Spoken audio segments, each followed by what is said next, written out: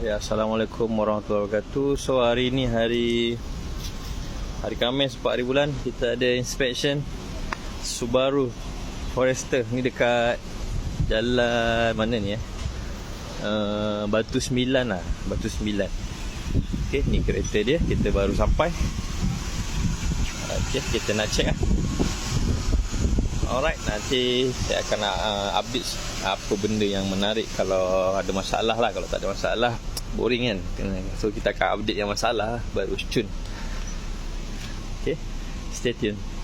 Assalamualaikum warahmatullahi wabarakatuh. Hari ini kita check satu Subaru Forester Forester tahun bila ni? Tahun 2016, Subaru Forester 2.0. Okay, so kita check sini. Odometer dia tulis 85,409. Tapi bila kita cek guna komputer, dia sudah 131,000. Dah 130 lebih dah. Okay, so itu salah satu benda yang kita jumpa yang clash lah dengan maklumat dekat meter lain, dekat komputer lain.